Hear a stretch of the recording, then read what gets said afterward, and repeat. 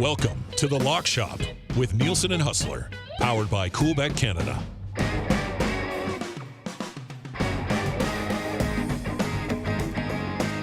11:01 on a Wednesday. What is up? Welcome inside the Lock Shop. Thank you very much for being here. If you are listening on TuneIn, of course, you can text us anytime, 780-218-9999, or if you're listening at edmontonsportstalk.com, that is where you text us. If you're along for the ride with myself and Hus today on YouTube, you can chime in the nasty chat, and we will get to those as well. I see Jake already in there saying it was always the National Hughes League, which we did lay out yesterday as one of the exclusives for them. And I have to say, well, it was pretty good. It was a Jack Hughes goal, it was a Luke Hughes point, and it was a Quinn Hughes assist. And it was a little bit of a no sweater, really, Hus, when it was all said and done. That was, well, listen, shout out to the boys for banging out another winner in the exclusives. And took the heat off us last night because our partner parlay was we're not quite in November form right now, Dusty. We need to turn this around today. Did not read the board well in the National Hockey League last night. I mean, I guess we know why the Rangers line looked fishy. Like, I was just like, how are we getting this is such a good number? What's going on here? Well, you sucked me in. You sucked me in. Well, yeah. And but just quickly, that game was wild. Those are two fun teams to watch. Yeah, they are. Cool seeing the brothers they took the picture right before the game together, letting everybody know that the National Hughes League exclusive was in full effect tonight, in case anyone had forgotten. But man, there was a couple wild games. I mean, the Islanders blow a 3-goal lead and lose to the Sharks. That's a sin. By the way, do you see what their coach said? If you decided 10 games ago, and I had my buddy Andy McNeil on, who we remember he used to be hanging out with Cabby on the Sportsnet broadcast. He was getting murdered by everyone because, we don't like to hear everyone talk about gambling. Well, great. Enjoy 50 Sobeys and Tim Hortons commercials in a row, folks. Anyways, I digress. He had said that, the Sharks were so bad, but they're actually sort of undervalued right now because of these massive lines.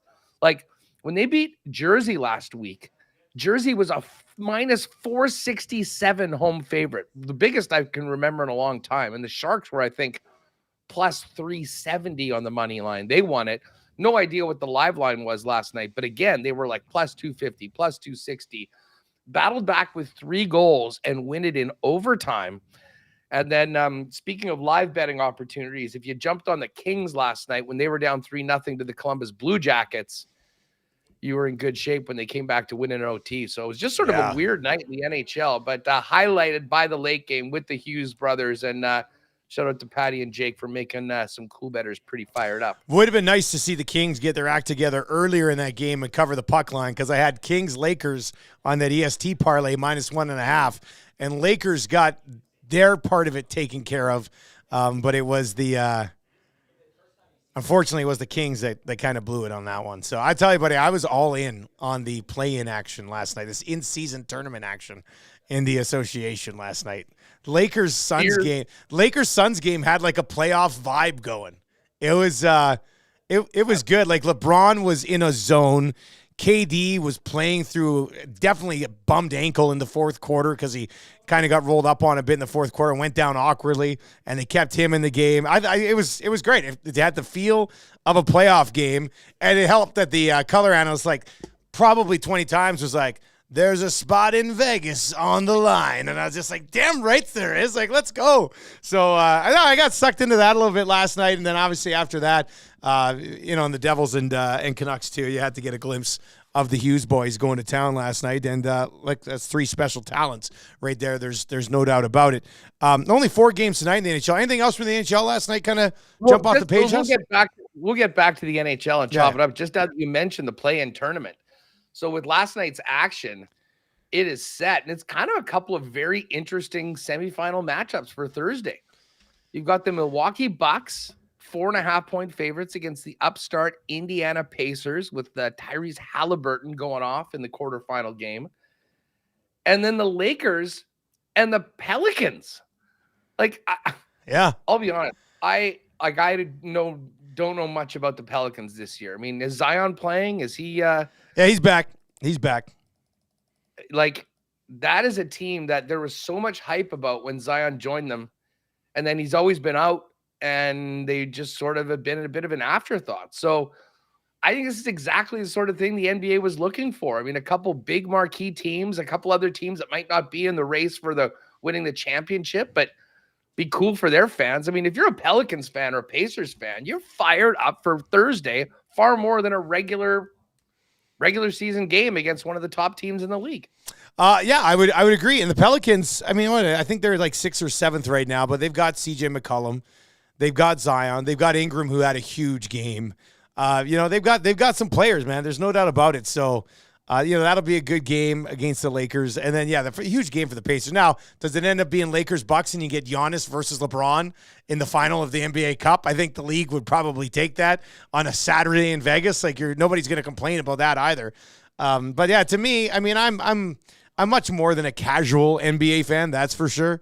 I've enjoyed the quarterfinals. And I kind of followed along as they were going through the group stage, and I will definitely be watching the semifinals, and I will certainly be watching the final of the in-season tourney. So I don't think it's going anywhere. That's for sure. So that's a positive, I think, for the league. I think they got to be pretty happy with how it's played. No, there's no downside. None. I know on social media people love to freaking bitch and complain about everything, but for everyone that goes, "Oh, this is stupid," well, what you just? I mean, where is the downside? Like, these are regular season games anyways. They're counting in the standings with the exception of the final. So let's, shake things up a little bit. Have some fun. I hope the National Hockey League is watching it because, as I mentioned, whether you're doing something league-wide, whether you're creating some sort of challenge within, like, I'd love to have some sort of Canadian team cup, if you will, that's within the National Hockey League regular season. I think that would be awesome. And you could have the Southern teams play together. You could have something within. Yeah, almost like you could call it like a rivalry series, almost, right? And then kind of go from there. For sure, working around that, like it works a lot better with the Canadian teams just because there's a limited amount of games. You could maybe add a little bit more oomph to those matchups. I mean, like a California an area, like a lot of those teams are division rivals anyways. So, I mean, it maybe doesn't work as well in some other spots, but bottom line is I don't see any downside to it. People are enjoying it. The courts look cool. And we'll have an extra game on Saturday to sort of pay attention to and maybe lay down a little sprinkle on. So it's great. But listen, I know we're going to get to the hockey tonight. Yeah. And we should take a look at the NFL lines. Well, yeah, we'll take an early look to tomorrow and the weekend. Massive week. Yeah. But let's face it, I don't know about you. Well, you were apparently watching basketball. You know what I was doing? Refreshing Twitter every 30 seconds to see if we had any more information on Ohtani. Ohtani watch. Ohtani watches. I realize that I am invested in this as well as many of the lock shoppers. So there is a financial gain to be made. But even if we didn't get on that line in the lock shop last week at the perfect time, even if we did not do that, I would be glued. Like, you made the point yesterday, and I was thinking about it and talking about it with Remus on Winnipeg Sports Talk.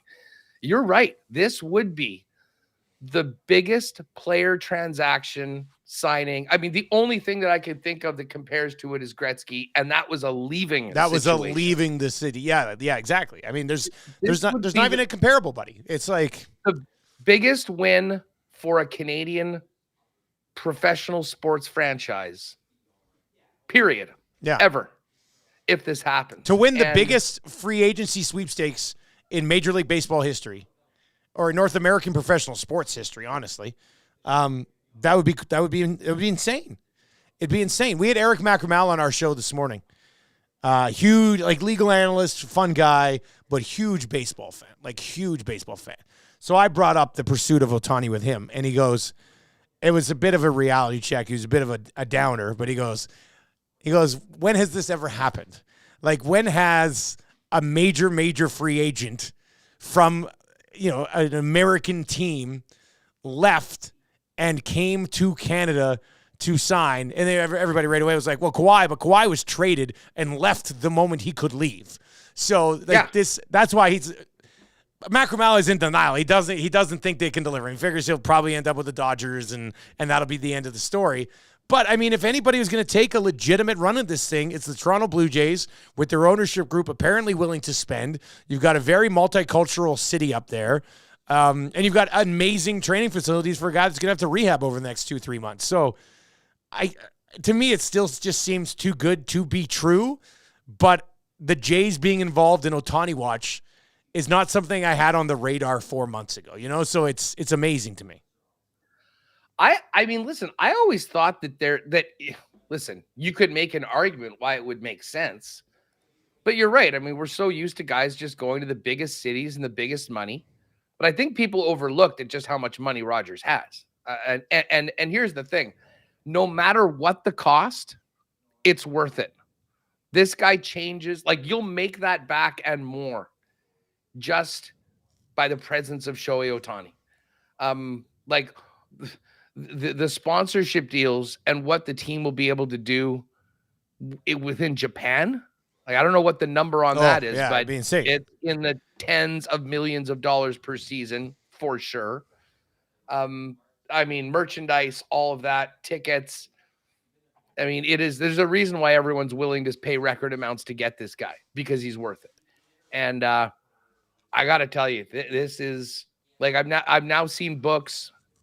Dodgers are still the favorite at minus 170 or something, but like Coolbet doesn't have it listed, probably thanks to their the lock shoppers that went in and got in at 25-1. We needed to keep this down, but like plus 150 right now, and many people are saying it's a 2-horse race. Steve Phillips went on today and he thinks the Jays have a better than 50-50 shot of getting it done. I don't know. There's a lot of refreshing is happening over it. And I mean, you're a Jays fan. I wonder if Jake's in the chat. I wonder how he's doing right now. I haven't asked him. I mean, the moment they land Ohtani, I'm buying all of the Ohtani gear. Give me the T-shirts, give me the hoodies, give me everything. Like it would be insane if they get. I can't live in I don't think I live in a world where this could happen. Like the 50-50 thing, I can't even, that blows my mind. Like, and how it's going to happen is the Yankees are going to trade for Juan Soto and the Dodgers are going to get Shohei Ohtani, and we're going to sit here and watch Snyder blow them to an 88 win season. Like that's how I'm sitting. That's my reality right now. If the Jays get Ohtani, it's flying the family out to Toronto next year to watch Ohtani play, or taking them down to Seattle or wherever to go watch Shohei Ohtani play as a Toronto Blue Jay. Like, it's an immediate impact thing. And the more this has gone on, the more my hopes are getting up, and I know it's just going to be heartbroken. It's going to be heartbroken. It's like when you think you've met the one, and then you start to hint about asking her to marry you, and she's like, yeah, I'm busy tonight. See you later. And then you never hear from her again. Like that's the hopes that you're building up here with Ohtani right now. So like Jake is in there, says, I'm on edge. This is going to end horribly. Right. And that's how I feel too. It's just, wow, that would be something. I don't see him. Do you buy into it's such a longer flight from Toronto to get to Japan as opposed to the Dodgers to Japan? Like, how much do you think that factors in? Zero. None?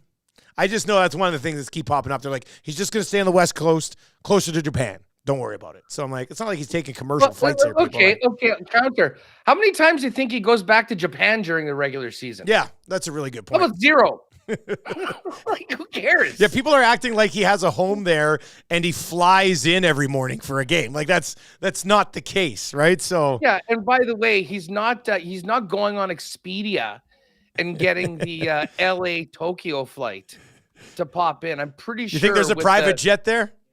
Over $500 million. Shohei's going to be just fine when it comes to flying wherever he needs to go. So, listen, I know while everyone, you got all you doomsday sayers, we're just ready to say, oh, this is ridiculous.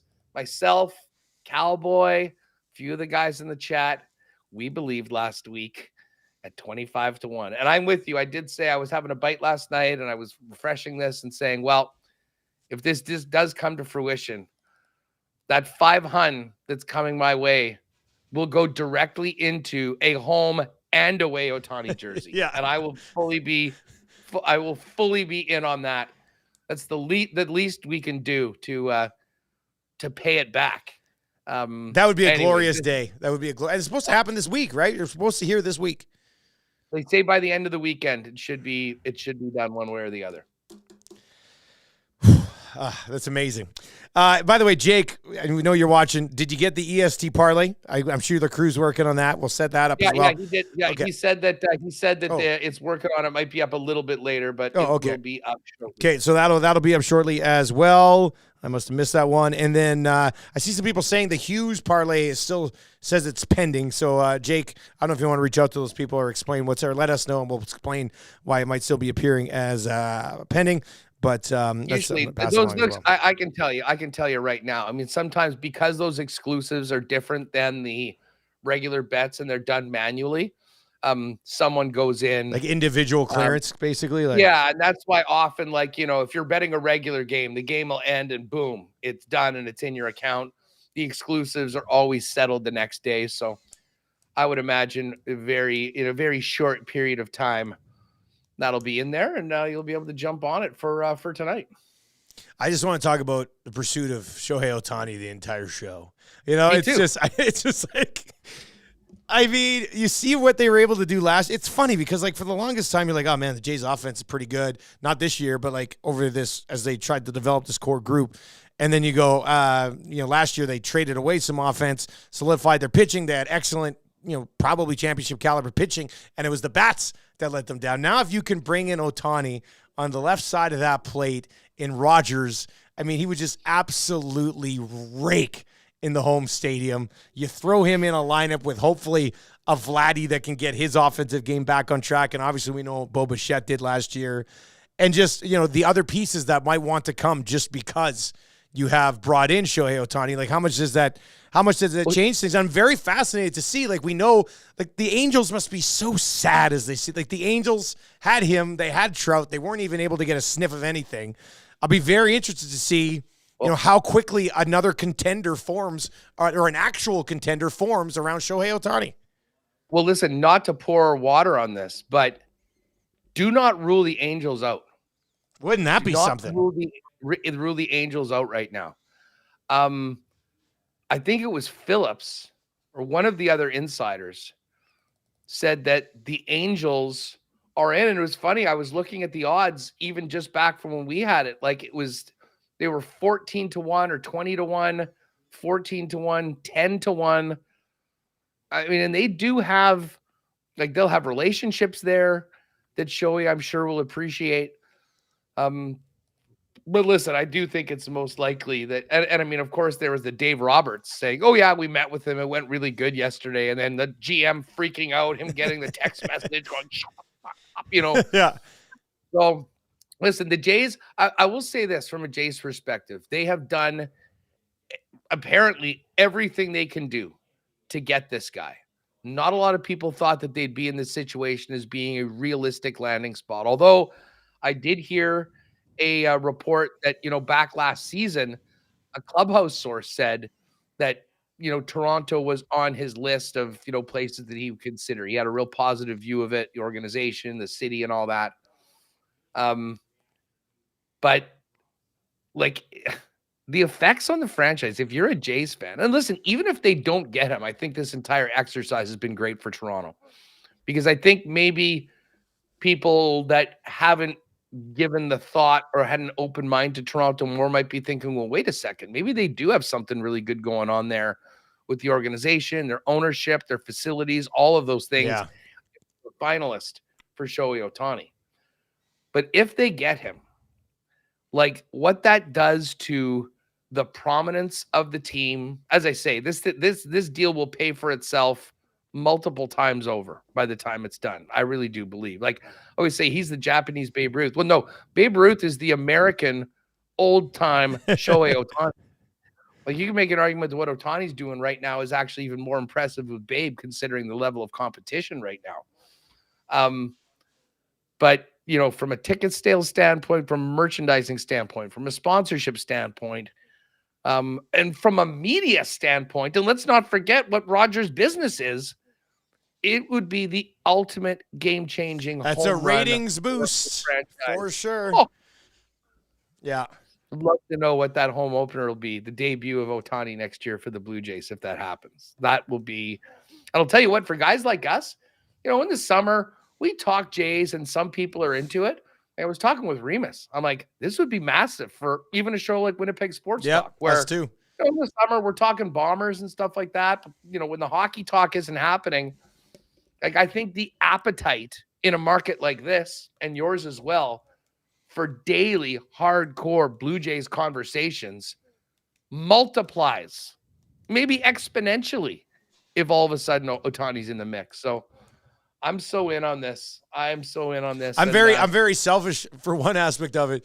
If Rogers drops $600 million on Ohtani, I wonder if that, when the next NHL deal is up, if it's at least a full-blown split, which would mean more games would come to TSN, the National Hockey League, which would mean we'd need more play-by-play guys to call the odd NHL game here or there. So in a roundabout way, I feel like Shohei Ohtani signing with the Blue Jays could lead to me in 3 or 4 years calling an NHL hockey game. So let's just keep the fingers crossed on that one, buddy. Hey, dude, I think I'll tell you that's happening one way or the other. Well, I mean, I think it would help if Ohtani, if Ohtani signs. Well, yeah, but listen, I don't think Rogers, like when this deal comes out. Oh, yeah. It's it's not going to be like it is right now. It's full exclusive. The full exclusive. Let's just say that hasn't worked out as well for Rogers, but maybe Ohtani can save. Well, I mean, if they still have enough money to go and drop $600 million on Ohtani, might not have been the worst thing in the world either. So they got lots of money, and you are right. Like from driving people to Sportsnet, Rogers would be doing extremely well with the ratings on Ohtani. So I mean, it makes sense. It's a double-edged sword right there, and both sides of the sword are excellent. You know what I mean? Like, well, think about all the other ancillary programming around it, like the demand for Jays, talk, pregame shows. I mean, just driving regular viewership is the flagship of the Blue Jays. How many more people go? I mean, I can tell you, and I guess it really does depend on where you are. I mean, Sportsnet, I think, has always been sort of bigger out west, like where you are, certainly in Vancouver. Yeah. Here, Sportsnet, I mean, to be frank, has been in a lot of ways an afterthought. Like, if the Jets aren't playing a national game, I mean, it's TSN. They've got regional rights. Yeah, they've always had the regional rights. They've got the legacy of it being TSN for most of our lifetimes. And I know in Toronto, I guess that's the big battleground where they're both headquartered and they're both big. But it does kind of change, like from area to area, what station maybe has a little bit more juice. If Ohtani joins, they own the summer period. And when it comes to the Blue Jays, of course. So yeah, man, it is exciting times, and there is so much at stake and on the line because it sounds like the Yankees are closing in on Soto. Yeah, I saw that today. It looks like to be the background. But at this point, when you get to this point, you can't worry about anything else. You have to go on your number one target. Well, and that's why it would like the teams that a lot of guys lose people out to are the Yankees and the Dodgers. And for the Jays to be done in by both the Yankees and the Dodgers on the two guys that they were going after, that's my story as a Jays fan. I'm just like, I'm kind of expecting it to happen. So we'll see how it plays out. But still, it would be significant in this country if Shohei Ohtani was to sign with the Blue Jays. GSM says Ohtani will sign with the Dodgers. He wouldn't even have to move and still play for one of the best franchises in Major League Baseball. So. Well, then why hasn't he? I guess it's not done yet, right? So, yeah. Like he was always the one. And here's the other thing, and I thought someone made a great point. Like Ohtani is a guy that is very cognizant of the legacy that he's going to lead. And there's a great story about him planning on coming to the majors. And I can't remember whether it was his coach or someone that was very close with him that was suggesting to him the path to go. And he said, take the road less traveled. Try to be that unicorn that pitches and hits. And he was very steadfast that he wanted to do that. And we see how that's turned out. So just because it's the easiest thing to do and you can just move over and jump on. Like, I also think that maybe the fact that, like, if he comes to Toronto and they become a championship team, He's an all-time legend, the guy that, would be at the top of the list of bringing a championship back and, to a country, not just a city. Like, say he signs with the Dodgers, who have been one of the best teams, spending the most money for a number of years, and they win a championship. He's just part of a good team. Like, it's very different. So, I mean, no one really can get inside the guy's head, but from everything you read about it, this is not something just, hey, I'm just going to take the biggest check. I want to just jump to the team that's most likely to win the World Series. I think there's a lot more to it. And I think that's why the Jays are right in the mix heading down to the finish line. Ooh, fun times here on the Lock Shop. You want to do hockey first? You want to look at the NFL lines because we haven't dove into those yet for the weekend. What do you think? Let's get some hockey picks right now. 4 games tonight. Just 4 games tonight. Yeah. What's the feeling around Edmonton about this game? It's a weird one because they were playing very well, but they haven't played in 5 days, right? So we asked a bunch of people. We had Mike Johnson on this morning. I asked the guys on 2 guys and a goalie yesterday, like, is this a good thing or a bad thing to get the Hurricanes? Like, the Hurricanes could end up being the stiffest test of the trip of this homestand. 6-game homestand. It's this game. And then it's Minnesota, who won again last night. They've won 4 in a row. So Minnesota comes to town. And then it is, New Jersey, and then Chicago, and then Tampa, and then Florida. So there would have been some easier matchups to start. I will say whenever the Oilers play the Devils, bet the over in that game because that's going to cash 100%. But this game against Carolina, it's interesting because they're coming in out of that game against Winnipeg, 43 shots or whatever it was, and we know they put a pucks on net and have a ton of possession. And I'm just curious, like if they come out hot here tonight, the Oilers who haven't played in 5 days, are they going to have a lot of jump because they haven't played in 5 days? Or are they going to be like, damn, we haven't had our legs moved in 5 days, and Carolina sort of got all over us early. So when we were doing our EST parlay today, I stayed away from the side. I just was like, and it's basically a coin flip. It's minus 104 and minus 113 with the Oilers as a slight favorite. We just adjusted the total and then threw in some player props in this bad boy because I'm not 100% sure what to expect. I mean, they could come out absolutely guns a-blazing after five days off and pick up right where they left off. Or we could be sitting here tomorrow morning on the Nielsen show and everybody's in full-blown meltdown how a 5-day break has ruined the season. You know what I mean? So I have no idea what's going to happen in this game tonight. Sometimes I can get a decent read on things. This one, I have no idea.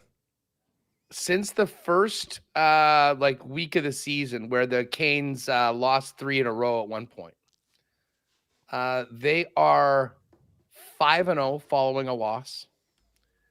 They are, and you mentioned about getting off to a good start. They better be ready to play because the Jets had a little bit of a sleepy start in that game. And at one point, the shots were 12-0. And the Jets got their first shot. Oh, wow. Oh, yeah. Oh, dude, it was hilarious, too, because, there's like 6 minutes left in the first period. And the shots are 12-0.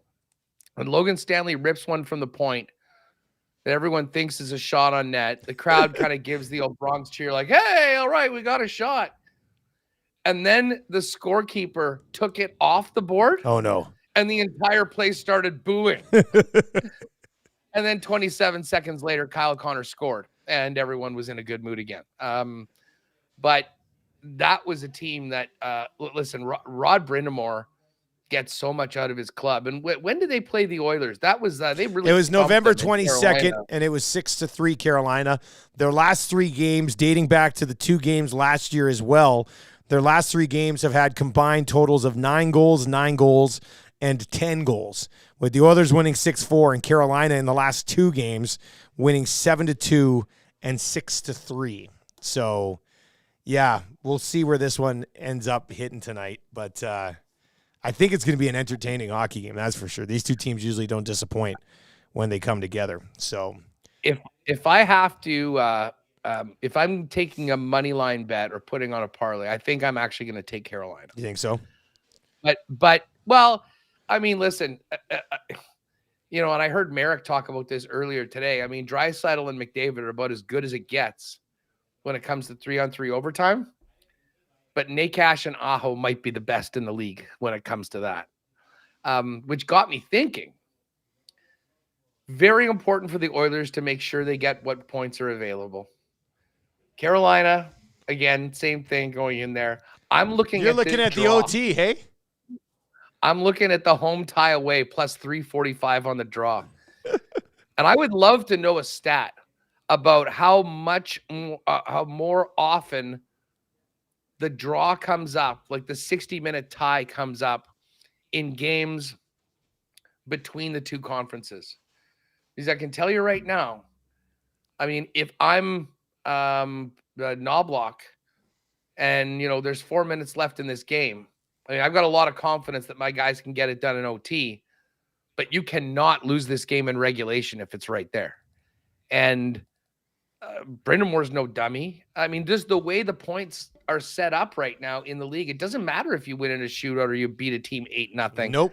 But it sure as hell matters if you have nothing to show for a game at the end of it. So it's one of these games where, if it's tied in the last 10 minutes of the game, I think the impetus is more to keep the puck out than to actually score, which is not great for the league, not great for the game. That's a big reason why they should go to 3-point games, but we don't have them right now.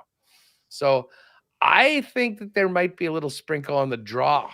I'll ride with you on sprinkling the draw because I do like taking a little like victory parade at the end of regulation in a tie game where you're just like, hey, we nailed it. Like, who cares what happens in overtime? Everybody it's gets done. a point. Yeah. Everybody gets a point. Everybody gets we paid. Get plus 345. Yeah. No, I like that.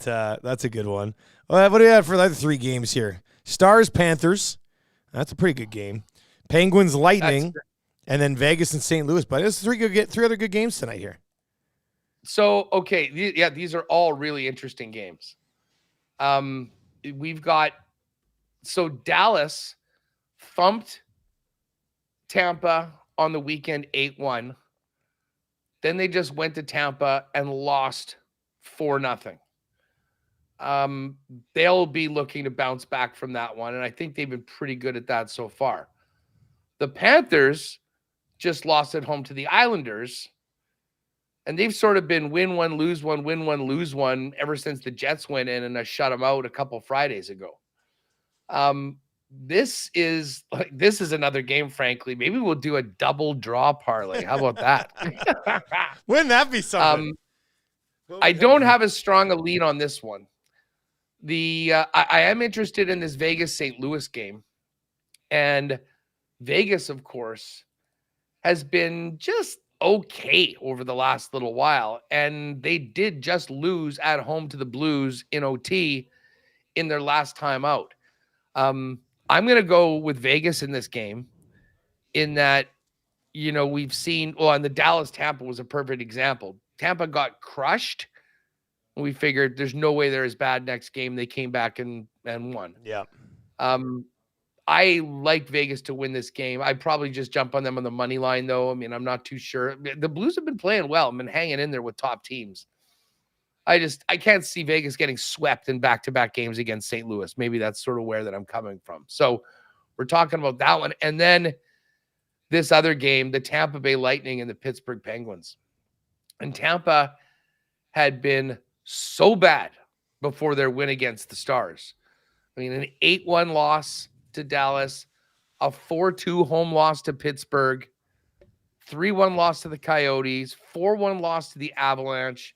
They had that one crazy game where they put in 8 against Carolina, and that was following a 3-2 loss to the Winnipeg Jets. So, it's time. Tampa has to do something. They're one game above 500 right now. And they're in that little mix, where they're clinging on to wild card hopes.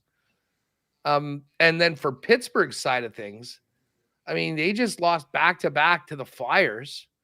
I believe they got at least one overtime. Both of those might have been in OT. And then that win against the Lightning before. So these are 2 teams that both have a lot to play for. Both are in that sort of murky middle right now where they're trying to, get into a playoff spot. But I have to think that with the Vasilevsky shutout against Dallas, I think I'm Tampa at home in this game. I think I'm going to lean Lightning, and maybe I'm giving them too much credit because they haven't been as good all year long. But I do like the Lightning, and I do like Vegas on the money line tonight. And I'm really torn on this Dallas Florida game. Yeah, here's your starting goalies, just in case it changes anything for anybody. Ottinger and Bobrovsky both confirmed for that big game between Dallas and Florida. Tristan Jarry is confirmed for the Penguins. Vasilevsky still just a likely for Tampa, but he's going to go there. Jordan Binnington confirmed for St. Louis. Logan Thompson right now unconfirmed for Vegas, and then for the Oilers and the Hurricanes, we should know more a little bit. But it was Stuart Skinner for sure, and then we'll see what happens on the Hurricane side. Antti Ranta right now is unconfirmed at this point. Yeah, I think you've made very good reasoning there with Vegas, and I do like the Tampa play as well. I don't know if I want to touch Dallas and Florida at all, to be honest with you. Don't have a great feeling either way on that one. And as I told you, Carolina and Edmonton. I know Edmonton's been a little bit tighter defensively lately, but I do like an overplay in that game. And for our EST parlay, we bumped that number down to 5.5 from 6.5. And actually, the EST parlay is online right now. Jake just texted us. And it should be up, so you can go to the exclusives page on that one quickly, and we'll run you through that here. It's just 4 games, though, Hus. We don't necessarily have to put together a parlay. We do a little 2-game review. By the way, I did put those 2 draws on the board, plus 1735. I sprinkled it quickly. Because what are we going to talk about 2 draws and not get on it a little bit, even for like half a unit? Perfect. Throw a little bit of scratch on it. Well, what do we think about Tampa money line, Vegas money line, and over 6.5 in the Oilers? Yeah, I like that. Oilers. I like that one. Let's do that. It comes in at plus 424, so we're probably going to look at getting it when it launches at plus 460, plus 475. Yeah, probably plus 475 when it's all said and done, right around there. So yeah, Tampa money line, Vegas money line, Edmonton and Carolina over 6.5, and we'll just stay away from that Florida Dallas game for tonight. Big Uke says over 5.5 in all 4 games tonight. Sits at a nice plus 599. And Duck Dad says he just hit it, but I don't. Maybe he just hit the EST parlay. I'm like, we talk about so many things. You never know exactly what people are hopping on. But the Edmonton Sports Talk parlay, that is up, and it's been forever since we got to run out one of these. So I'm excited to get on this tonight and ride along with all of you. Connor McDavid, he's been on an absolute tear. I would have to think if anybody benefited from this downtime here, probably is Connor McDavid, right? So, and he got the Canada Walk of Fame and everything. So a big stretch here for Connor McDavid. So Connor McDavid, 2+ points. Bouchard with a point. Leon Draisaitl over 2.5 shots. So 3+ shots. And then Carolina and Edmonton over the 5.5 that we moved down. And you can get that right now at 5-2-1. So that's at plus 500 in the exclusives section. Before we get to the NFL here, Hus, Christine Sinclair, BC Place last night. I thought they did that insanely well. It was all about her, and the Canadian soccer goat had her final moment in the spotlight. And I thought they nailed it. Yeah, I mean, what a legendary run Sinclair had for our women's team, and you can argue that no one's done more for Canadian soccer. Actually, I don't even think there's. It's not even an argument. It's her. Like, that's it. Now, I mean, listen, I don't want to take anything away. She did come to prominence when women's soccer was nowhere close to as competitive as it was right now. So I'm sure, some of those numbers were inflated, but once the ball goes in the net, they count, and you can't take anything away from her. And she was the catalyst for creating a winning culture that made Canada one of the best teams in the world. I mean, Olympic champions, another bronze at the Olympics. They did great at the World Cup. So overall, I mean, you just have to tip your cap. Now, is she still going to play for the Portland Thorns? Like, is that just her retirement for? This is her international retirement. National somebody team? might have the exact answer on that. For some reason, I thought this was just sort of the international farewell. Yeah, I think that is the case. I mean, she's still, and it seems like I don't know enough about her. She's a pretty guarded person off the field, but I don't think she's got a family or anything like that. So I think soccer's sort of her life. And the one thing I do hope that even if she's not a player, I hope that they've got a job for her immediately as soon as she wants it with the women's national team. Because yeah, that's a walk-on position, right? It's like here you go. Here's a blank slate. What do you want to do with the team, right? So you let us know. Oh, hey, Honor, Hey, Honor in the chat. Hey, Hus, were you at the Modern Man Shop? I absolutely was. A little helmet reduction. I'd let it go a little too much. Oh, it looks tight, eh? You know what? Did you get that done this morning? Cordell and Jet. No, yesterday after the show. Yeah, it looks nice, buddy. I got to go get one done before Spangler. It's getting a little long. I was up too late refreshing Otani tweets, so I needed to get it done yesterday. Yeah, beauty rest this morning. So, yeah, that's good. All right, so here's a look at what's happening in the NFL. We'll obviously get into a Thursday Night Football picks tomorrow. Patty will pop by for that, I'm assuming, from Coolbet. If not, Jake will slide in. The Thursday nighter right now, the Pittsburgh Steelers are 6-point favorites, and the total sits at 30. As for the rest of the week, and obviously a huge week in the NFL here, let's run you quickly through these, and we can talk to one or two games that maybe jump out where we think there might be some movement if you want to get on it now. Atlanta, -2.5 here at home against Tampa. The Ravens are 7-point favorites at home against the Rams. The Lions, 3.5-point favorites on the road in Chicago. The Bengals, 1-point underdogs at home against the red-hot Colts, led by Gardner Minshew. No Trevor Lawrence means Jacksonville is a 3-point dog on the road in Cleveland. The Saints, -5 at home against the lowly Panthers. The Texans are 4.5-point favorites against the New York Jets. I need a couple of huge CJ Stroud weeks here in fantasy, so hopefully he can get that done. The Vikings, 3-point road favorites going into Vegas. The Niners are 10.5-point home favorites against their rivals from Seattle. The Kansas City Chiefs, -1.5 at home against the Buffalo Bills. The Chargers are 2.5-point favorites. They get Denver. Dallas is at home, 3-point favorites against the Philadelphia Eagles. The Dolphins, 13.5-point favorites against the Tennessee Titans. And then the Giants and the Packers. What do we got, a doubleheader on Monday night? Yeah, okay. 2 Monday nighters. That's not bad then. You get the Dolphins too. Which is a weird time for them to do that. Like they did it a couple times earlier in the season. We've had standalone Monday night games for the last 2 months and now a doubleheader. Yeah. But you know what? They're smart. They're smart to do that because, like, I put it this way: which game do you think they're going to show? Are they both at the exact same time? They're both at the exact same time. Well, I tell you, I'd rather watch. Well, I don't know. I mean, at this point, I'd like to see the Dolphins play the Packers, to be honest with you. Yeah.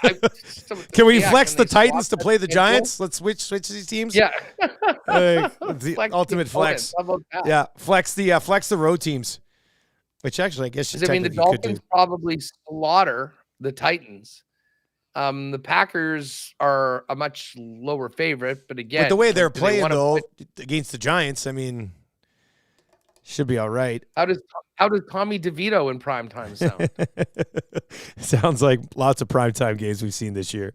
Okay, so what jumps off? Is there anything that jumps off? Well, I'll ask you. What do you think of the Chiefs 1.5 at home here against the Bills? Bring that line down, folks. Come on. Put all the money on the Bills. Let's get it close to a pick 'em while we're at it. Why not? Money line right now is -125. Exactly. Yeah. Well, put it this way. I won't be betting that 1.5. I'll be betting the money line on this. But this should be an awesome game. I mean, the Bills, like the things that Mahomes has had to do to beat the Bills in the past, in particular, the 13-second miracle. I mean, I don't care that the Bills are 6-6. I still respect them. I still think that they can come out and have a big game. The big question right now for the Chiefs is, how's Tranquil? Is he going to be able to play? Cook will not be able to play. Who moves into that spot and how they handle it? But again, their defense is much, much better this year. The Bills have been so up and down and more mistake prone than they've been in the past. I mean, obviously I have skin in the game here, but I'll be riding with the Chiefs. And I love the fact that, it's kind of coming down a little bit. There's some steam on the Buffalo Bills. Like the late game, even the Broncos-Chargers game is actually going to be pretty interesting. I mean, the Chargers, for the most part, usually aren't engaging in 6-0 snooze fests like they were last week against the Patriots. And the Broncos, their winning streak snapped, but they're still right in the middle of it at 6-6. So that should be a good one. But I mean, to me, Bills Chiefs at 325, and then you got that 7:20 start. with the Eagles and the Dallas Cowboys. And to me, this is a game. Bet against the Eagles last week with great success. I will be doing it again this week. Love Dallas in this game. As I said, Dallas should have won the first game between these two teams. And we could very well see the Niners back on top of the NFC standings by Monday morning, because I think we all agree that the Niners will and should beat the Seahawks. Whether they cover or not, I guess we can discuss that. But if Dallas wins, Philly all of a sudden will have lost 2 in a row. They'll have 3 losses. The Niners will have 3 losses, and the Niners, on account of that head-to-head, will be the number 1 seed in the NFC. What do you think about the Texans at -4.5 against the Jets, where Zach Wilson doesn't want to play quarterback anymore? Well, that's not true, as Aaron Rodgers said yesterday on the McAfee show. That's vicious rumors and lies. I'd love to see Zach get back in there, to be honest. I think they've shown. The rest of the guys are terrible. Yeah. You got a young quarterback. Give him a chance to play. I like the Texans here. It is a big number on the road. 4.5 is big on the road for Houston, I think. But you know what? The Falcons did it last week, and they got held to 13 points. That's a good point. So yeah, great point. The Falcons did it last week. They got held to 13. So I will be riding with Houston on that, although I would love to see it come down a little bit. What is it at 2.5? -164 if you want to buy the 2 points. So yeah, and here's another, very intriguing matchup in the early slate. Indy at Cincy. Like, Cincy has re-entered the chat. We kicked them out of the group chat, the playoff group chat. They added themselves back in. They added themselves back in. Jake Browning did, actually. Yeah. We lost Joe Burrow's number. Browning is now in the chat going, hey, don't worry, we're still here. I feel like the Colts are due for a loss at some point. I mean, they have rattled off, I think, 4 or 5 in a row under Gardner Minshew. And, I mean, they had to go to OT and beat the Titans, who are not good at all, playing a rookie quarterback. And you wonder that historic start for Browning did, going in and beating a very good Jacksonville team, does for, his confidence going into this next one. They certainly have way better weapons than the Colts do. And don't forget, Jonathan Taylor's out this week. So I think I know where I'm going with this game. Cincy money line at -104. And I might get in on that now, because I kind of have a feeling that as we get closer to the game. Yeah, I was just going to say that could be one that could be trending the other way here. That might be one that you want to sort of hop on. Here's a prediction. By the time that kickoff happens, it's either a pick 'em or the Bengals are a slight favorite. Yeah, I would agree with that. So if you do like Cincinnati, the +1 here right now is probably the best that you are going to get them at. That money line is -104 at -112. We did say we wanted to spend the whole episode talking about Shohei Ohtani. So I do want to get to one text that came in at 780-218-9999. Of course, you can text the Lock Shop. You can message us in the Nasty Chat or wherever. This is an interesting point, too. The fact that Ohtani chose the Angels instead of the Dodgers to start his career gives me hope. That one in from Egg. And you kind of talked about it, the path and do your own thing. He did pass over the Dodgers once before. So. Yeah, but wasn't he how sometimes with the Japanese players. Oh, they were bidding. Was it the bidding? Yeah, the posting and then the bidding. Yeah, they get posted. And then I think it's like blind bids. Is that how it worked with Ohtani? I know. I remember that with a few other guys. It must have been that way with Ohtani too, I would think. But the funny thing is I don't know whether things have changed, because that Yamamoto dude, not Kyler. Yeah. Is coming over, and he is, no one's expecting to be Ohtani, but they expect him to be a very, very good starting major league pitcher. And there's a whole bunch of teams that are relying on him. So I think that posting thing has changed, but I seem to remember they opened up the bids and there was like $50 million on the table from the Angels, and they sort of blew a lot of other teams away that were stunned at how much they put out for it. So can't remember. But anyways, if it's all positive for the Jays, so let's ride with it. Think about it that. Yeah, went to the Angels instead of the Dodgers the first time. Why not? Why not Toronto? Why not Ohtani as the the new ambassador of Japan to Canada and the new sporting ambassador of Canada to the world with the Toronto Blue Jays. That would be amazing. What's coming up on Winnipeg Sports Talk today, buddy? Well, Jets off today, traveling out to Denver for a huge one tomorrow. Scotty Billick's got a piece on just sort of the first 25 games or whatever, and performances by all the players. We'll jump on that. Stephen Ellis is going to come on with us to talk prospects and how Canada is shaping up for the World Juniors, as well as some of the other Jet players that will be seeing the tournament. And of course, we're talking Ohtani. Josh Goldberg's coming on, and we're going to chop it up with Josh. Get the pulse of the nervous Blue Jays fans, although we already got it from Jake in the chat. And just basically continue our conversation going, what would this mean to Toronto? Can they get it done? What's the latest? And then we'll get to the cool bet lines, talk a little bit about what we've got cracking, and obviously lock shop partner parlay as well. It's up. Which, by the way, it's up. Oh, look at this. How's that for taking care of the boys? 5-1. Yeah, what was it? We were at plus 425, right?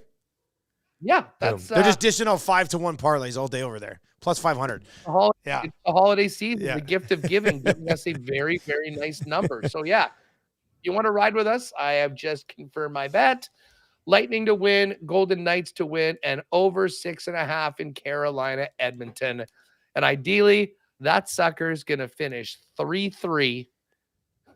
And then we get the extra goal for OT, and it's over 7. If we get the 2 draws tonight, that would be amazing. Let's fingers crossed on those 2 draws in the games that we laid out there, and hop on that parlay as well. It's all in the exclusive section at coolbet.com. And if you've not yet signed up for an account, use the code LOCKSHOP when you do. We'll be back tomorrow. Set up the Thursday nighter and another slate in the NHL as well. Hus, have a good show today, man.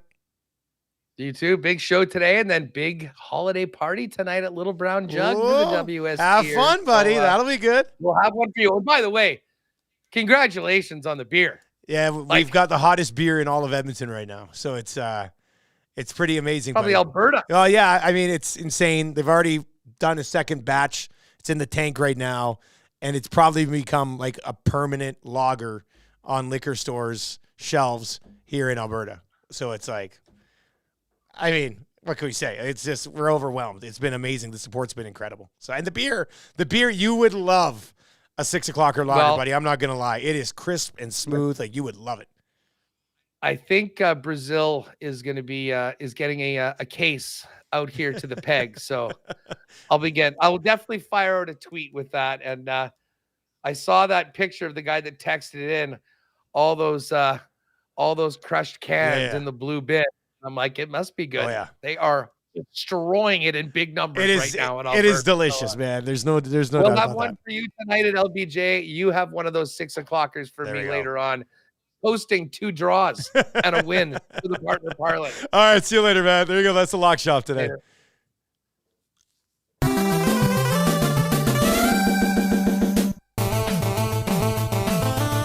All right, Fantasy Football 5, and it'll be a tight 5 today. We've got the Oil Stream coming up, game day edition of the Oil Stream right here, live, crystal clear on Edmonton Sports Talk.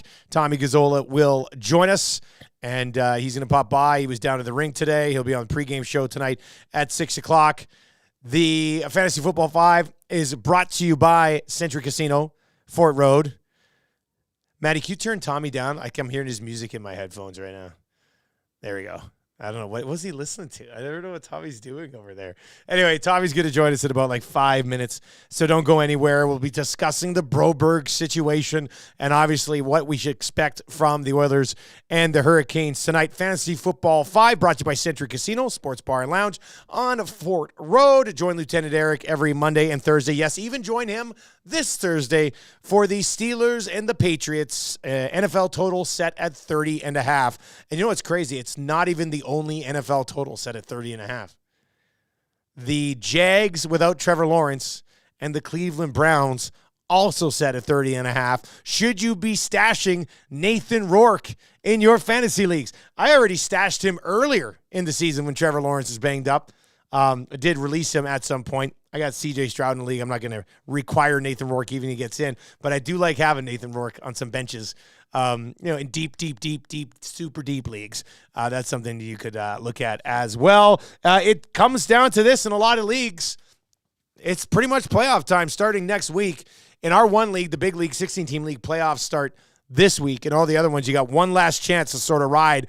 And this was that team that I said. If you have any questions, 780-218-9999, 780-218-9999. Soap Kirk, I see yours. I'll get to that in a second. About 780-218-9999. We got about 3 or 4 minutes. Pub Cheaterson says, the exclusives tab is gone at Coolbet. Give it a second. I'm sure it'll pop back up at some point. No need to panic. You'll have time to ride with us. So I'm in a must-win situation in our big boy league this week. And I should have won if I would have just played A-Chain. I would have already had a playoff spot locked up. I didn't. Here's the head-to-head matchup. You tell me who you think is going to win this thing. The guy I'm going up against, Saquon D's Nuts, has Josh Allen, Alvin Kamara, Jaylen Warren, Lockett, Diggs, Godwin, Gerald Everett, Reed in Green Bay, Joe Mixon, and Pittsburgh's D. He's projected to have 114 points this week. That's a tough lineup. I think he's 7-6 on the year. I'm 6-7. I'm rolling out C.J. Stroud, Austin Eckler, David Montgomery, Jalen Waddle, Calvin Ridley, Nico Collins, Njoku, or Freiermuth. I could start Freiermuth in there as well. And then DeAndre Hopkins and A-Chain in my flex. And I've got the Jets D against Houston. So I've also got Addison. I could slide Addison into that starting lineup. I could slide Freiermuth into the starting lineup. I don't think there's anybody else there that I would really want to start. So I'm projected to have 123 points. He's projected to have 114. It's a 54-46 split on the win probability right now. This will be my full-blown sweat this week because I think in all my sleeper leagues, I didn't make the playoffs in Jamie Thomas's league, but I'm in the playoffs in my other 4 leagues. So, all in all, not a bad season. I've got a 9-4 team. I got 2 9-4 teams actually on sleeper. So that's good. 2 9-4 teams ain't bad. I'll take that. All right, let's see here. Soap says, I lost Trevor Lawrence. Would you start Trubisky, Beathard, or Bryce Young? Ugh. This is a gross question. Gross question. None of them. I think this is going to sound crazy to say, but I might start CJ Beathard. Now, he doesn't have Christian Kirk, but he will have Calvin Ridley. He's going to throw to Evan Ingram a ton. No, they're playing the Browns, though. That's a 30.5 spot. I don't really want to start a lot of people in a 30.5 game. How do you tell somebody to start Trubisky, though, in a game that's also 30.5? There has to be another quarterback out there that you can stream. There has to be. You don't want to start.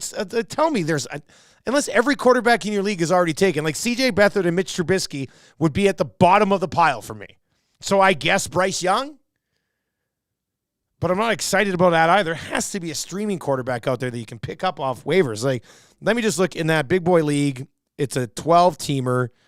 Quarterbacks that you could currently go and add right now. This must be a deep, deep, deep league.